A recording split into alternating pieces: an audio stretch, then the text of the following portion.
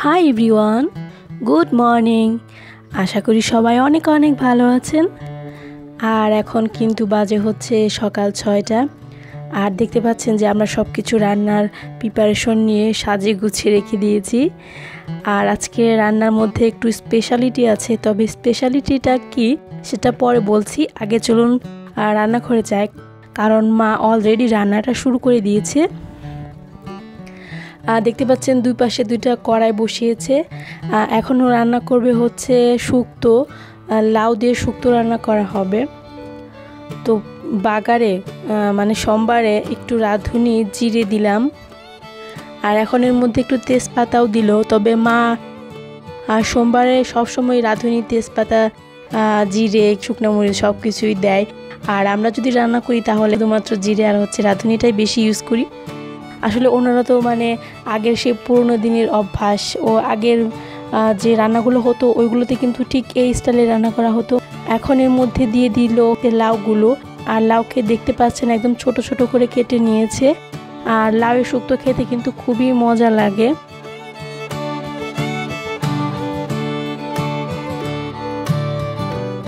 এখন এর মধ্যে একটু হলুদ দিলাম 1 চামচ পরিমাণ, আর হচ্ছে লবণ দিব। শুক্তোর মধ্যে কিন্তু একদমই মরিচ দেওয়া যাবে না, আর শুক্তো মানেই হচ্ছে ঝাল ছাড়া তরকারি। এর মধ্যে হলুদ দেওয়া যাবে কিন্তু মরিচের গুঁড়ো দেওয়া যাবে না। লাউটাকে একটু কষিয়ে নেব। আর ওই পাশে চুলাতে হচ্ছে লাউয়ের জন্য মাছ ভাজি করা হচ্ছে। আর এখানে মাছের ভূমিকা পালন করছে হচ্ছে বোয়াল মাছের মাথা। তো আপনারা বলতে পারেন যে বোয়াল মাছের মাথা কেন? আসলে বোয়াল মাছের মাথার পরিবর্তে আপনারা অন্য মাছের মাথাও দিতে পারেন, যেমন আয়ের মাছের মাথা কিংবা শোল মাছের মাথা আর রুই মাছের মাথা। তবে মাথা দিয়ে শুক্তোটা একটু বেশি ভালো লাগে, কারণ মাথার মধ্যে কিন্তু মানে তেল থাকে, তো ওই তেলের টেস্টটা শুক্তোর মধ্যে ভালোভাবে আর কি খাটে। আর এখন হচ্ছে এই লাউয়ের মধ্যে 1 চামচ পরিমাণ চিনি দিয়ে দেব, কারণ লাউটা একটু শক্ত। লাউ যদি ভালো হয় তাহলে কিন্তু আর চিনি দেওয়ার প্রয়োজন হয় না, আর চিনি দিলে হচ্ছে শক্ত সবজিগুলো একটু গলে যায়। অনেকেই সব রান্নাতে চিনি ইউজ করে, কিন্তু আমরা মানে মাঝে মাঝে যদি শক্ত থাকে সবজি তাহলে চিনিটা ইউজ করি, নইলে করি না।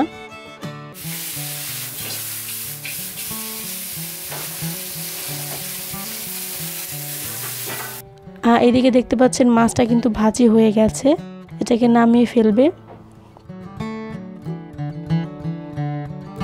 আর এখন এইটা হচ্ছে চচ্চড়ি মাছ, এগুলো হচ্ছে বাতাসি মাছ, একদম ছোট সাইজের। এইগুলো দিয়ে ডাটা দিয়ে চচ্চড়ি রান্না করা হবে। এখন হচ্ছে মাছের ঝোলের জন্য মাছটাকে একটু মশলা দিয়ে মেখে নেব। এর মধ্যে দিলাম হচ্ছে আদা বাটা, আর দিব হচ্ছে 5 মেশালি বাটা। তো 5 মেশালি বাটার মধ্যে কি কি থাকে সেটাও আমি আপনাদেরকে বলে দিচ্ছি। এখানে থাকে হচ্ছে জিরে, কাঁচা জিরে, এরপর ধনিয়া, গোটা ধনিয়া আছে ওইগুলা, আর হচ্ছে রাঁধুনি, মিষ্টি সজ, এই সব কিছু মিশিয়ে একদম কাঁচা একটু জল দিয়ে ভালোভাবে মিহি করে বেটে নিতে হয়। এই মশলাটা ইউজ করলে মাছের যে ফ্লেভারটা মানে মশলার ফ্লেভারটা ভালো আসে।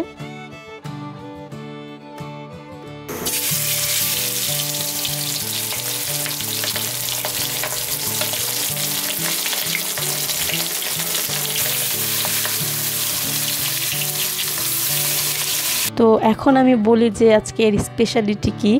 আজকের স্পেশালিটি হচ্ছে যে আজকের যে রান্নাগুলো হচ্ছে এই সবগুলো হচ্ছে বিয়ের রান্না, মানে বিয়ে বাড়িতে যে স্টাইলের রান্না করা হয় ঠিক সেম স্টাইলের আজকে রান্না করা হচ্ছে। তো আপনাদের মনে প্রশ্ন আসতে পারে যে কেন আজকে বিয়ে বাড়ির স্টাইলে রান্না করা হচ্ছে, তো সেটাও আমি বলে ফেলি। সারার বাবা, তো ওনাকে তো আপনারা সবাই চিনেন যে ওনার একটা ইটিং শোয়ের চ্যানেল আছে। তো এখানে ওনার 50,000 সাবস্ক্রাইবার হয়েছে, ওই উপলক্ষে উনি আর কি মানে এই রান্নাগুলো করতে বলছে যে বিয়ে বাড়ির স্টাইলের মতো করে তুমি রান্না করো, মাকে বলছে। তো মানে সেই ওনার উপলক্ষতেই আর কি আজকে সেলিব্রেট করা হচ্ছে আর কি এই রান্না দিয়ে।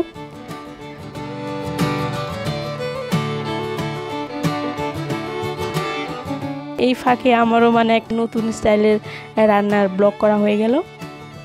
তো এই যে এখানে কিন্তু আমার শুক্তোটা প্রায় হয়ে গেছে, এর মধ্যে আমি মাছটা দিয়ে দিলাম। আর আমরা মাছটা একটু পরেই দিই, কারণ আগে দিলে দেখা যায় যে নাড়াচাড়াতে মাছটা ভেঙে যায়, তাই পরে দিলে কি হয় মানে মাছটা সুন্দর আস্তে আস্তেই থেকে যায়, এর জন্য আর কি দেই। তো এখন এর মধ্যে দেব হচ্ছে আদা বাটা দিয়ে শুক্তোটাকে একটু চামচ দিয়ে তেতলে তেতলে নিয়ে সুন্দরভাবে মানে একটু মাছের সাথে মিশিয়ে নিয়ে ব্যাস এটাকে নামিয়ে ফেলবো। আর এই শুক্তোটা আমার কাছে খুবই টেস্টি লাগে।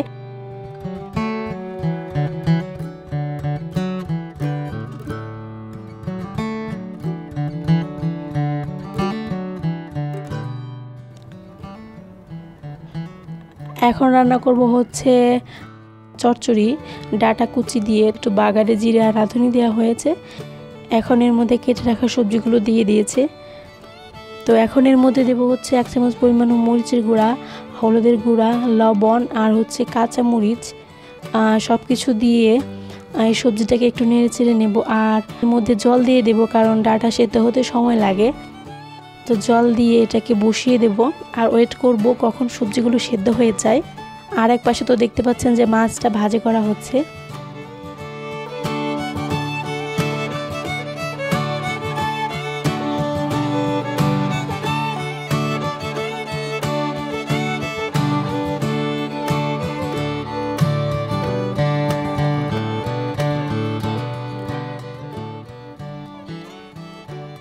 এই যে দেখতে পাচ্ছেন সবজিগুলো কিন্তু সেদ্ধ হয়ে গেছে। আর আমি তো আগের ব্লগে বলেছিলাম কিন্তু যে মানে বড় বড় অনুষ্ঠানে আমাদের এলাকাতে এই চচ্চড়ির রেসিপিটা একদম মানে থাকবেই থাকবে। আর এখন আমি এর মধ্যে দিব হচ্ছে মাছটা। আর মাছটা একটু নিচে ফেলে দিলাম যাতে মানে মাছটা সুন্দর ঝুলে নরম হয়ে যায়। অনেক সময় দেখা যায় কিন্তু মাছ ভাজি করতে যদি মাছ করা হয়ে যায়, তাহলে আপনি যদি মাছটাকে একটু ঝুলের মধ্যে দিয়ে দেন, মানে মাছ দেওয়ার পর একটু 5 থেকে 10 মিনিট জাল পারেন, তাহলে কি হয় মাছটা ঝুলটাকে খেয়ে নিয়ে একদম সুন্দর সফট হয়ে যায়। তাহলে মাছের টেস্টটা আরও বেশি মানে স্বাদ লাগে। আর যদি করা থাকে তাহলে কেমন জানি রাবার রাবার লাগে।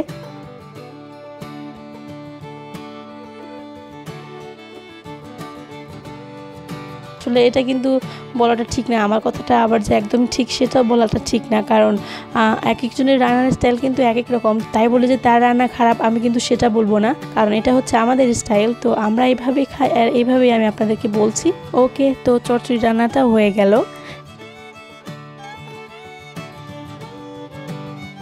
এখন হচ্ছে রান্না হবে, এটা আমার সব থেকে ফেভারিট একটা রেসিপি।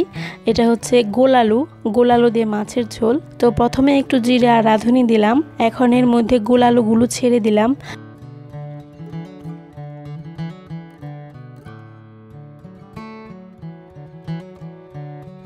আর এই আলুগুলো হচ্ছে দেখতে ঠিক এই সাইজেরই, একটু লাল লাল হয়। এটা আমাদের দেশি আলু, এটা এইটুকুই হয়। আর এটাকে সেদ্ধ করে নেওয়া হয়েছে।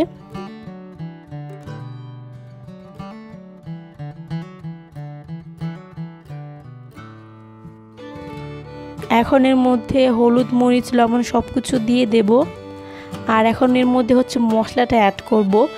আর মশলার জন্য দেব হচ্ছে 5 মিশালি মশলা, ওই যে ওইটা আপনাদেরকে একটু আগে বললাম যে জিরে, রাঁধুনি, মিষ্টি সস, ধনিয়া সব কিছু মিশিয়ে কাঁচা বেটে নেওয়া হয়েছে।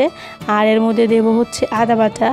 আর একটা কথা সেটা হচ্ছে যে এর মধ্যে কিন্তু আমরা একদমই পেঁয়াজ রসুনটা অ্যাভয়েড করব, কারণ বিয়েবাড়ির রান্নাতে পেঁয়াজ রসুন দেওয়া হতো না। শুধুমাত্র আমরা যে মশলাগুলো দিলাম জিরে, রাঁধুনি, ধনিয়া, এই মশলাগুলো দিয়েই মানে এই বিয়েবাড়ির রান্নাগুলো করা হতো। তো আমরা আজকে সেই স্টাইলের রান্না করছি। এখন আলুগুলোকে আমি ভালোভাবে কষিয়ে নেব।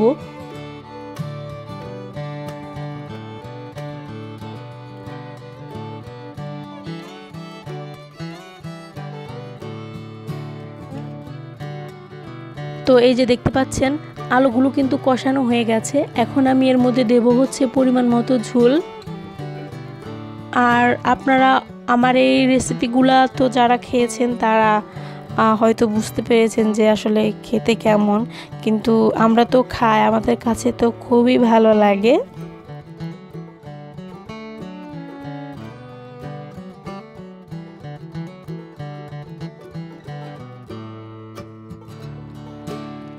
এখন এর মধ্যে আমি দিয়ে দিলাম হচ্ছে মাছটা।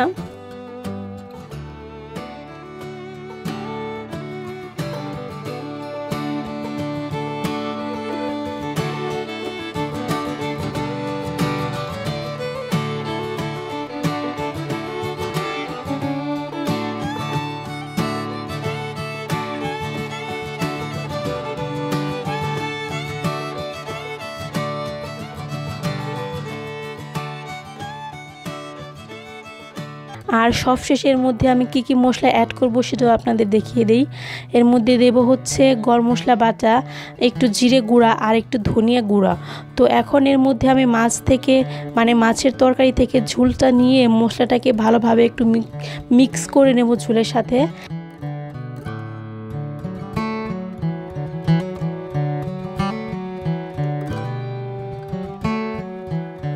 এখন এই ঝোলটাকে আমি পুরো মাছের মধ্যে ঢেলে দেব আর আরেকটু এটাকে জাল দিয়ে মশলাটাকে ভালোভাবে পুরো তরকারিটার সাথে মিশিয়ে নিয়ে এটাকে নামিয়ে ফেলবো।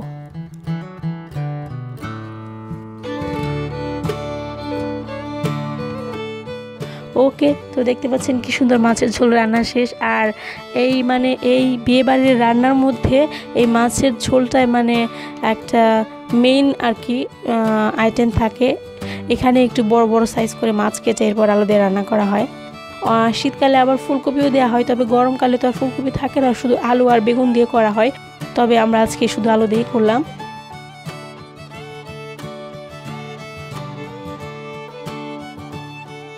এখন হচ্ছে ভাজি করা হবে, আর ভাজির জন্য হচ্ছে নেওয়া হয়েছে মিষ্টি কুমড়া আর বেগুন। আর এগুলো হচ্ছে ইলিশ মাছ, একদম ছোট ছোট করে পিস করে কেটে নিয়েছি।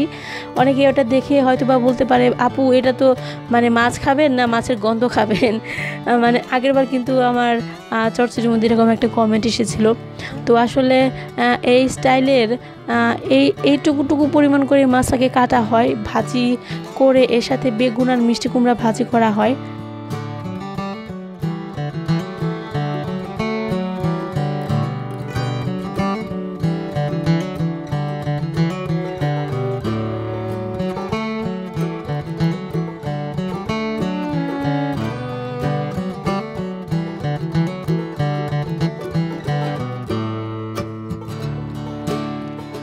আর বেগুন আর মিষ্টি কুমড়ার পরিবর্তে অনেক সময় পটল দেয় অথবা করলা দেয়, মানে ভাজিটা কিন্তু থাকবে, মাছ ভাজি আর তার সাথে কিছু না কিছু ভাজি থাকবেই।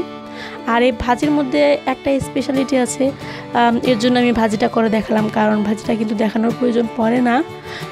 এই ভাজিটা দেখতে পাচ্ছেন এখানে কিন্তু বেগুন ভাজি আর মিষ্টি কুমড়া ভাজি হয়ে গেছে। তো এখন এর মধ্যে আমি একটু জিরে গুঁড়া একটু ধনে গুঁড়া দিব, এরপর এটাকে একটু ভালোভাবে মিক্স করে নামিয়ে ফেলবো। তো মানে এই ভাজিটার মধ্যে একটু জিরা আর একটু ধনে গুঁড়া এত করা হয়, তাতে ওই ওই ফ্লেভারটা ভালো আসে। আসলে সবসময় যেভাবে আমরা রান্না করি বিয়েবাড়ির রান্নাটা কিন্তু ওই রকম হওয়াটা উচিত নয়, কারণ একটু স্পেশাল তো হওয়া দরকার নাকি। এর জন্য এখানে একটু জিরে অন্যরকম মশলা ইউজ করা হয়।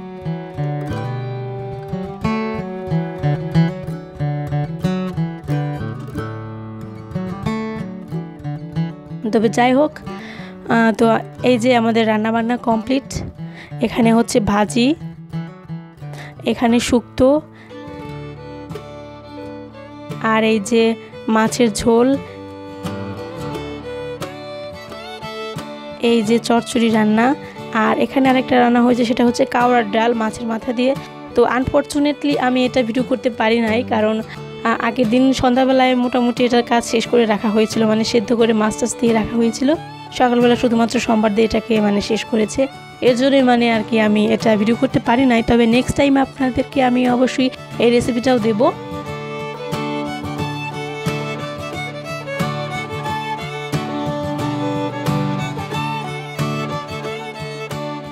আর এখন মার কাজ শেষ, এখন একটু আমি হালকা পাতলা কাজ করব, সেটা হচ্ছে সকালের নাস্তার কাজ।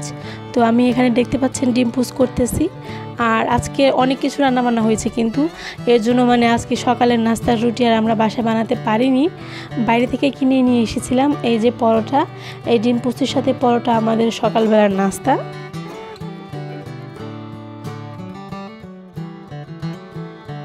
তো রান্নাবান্না কমপ্লিট, চুলার উপর অনেক অত্যাচার গেছে, এখন হচ্ছে আমি চুলাটাকে একটু পরিষ্কার করে দিই।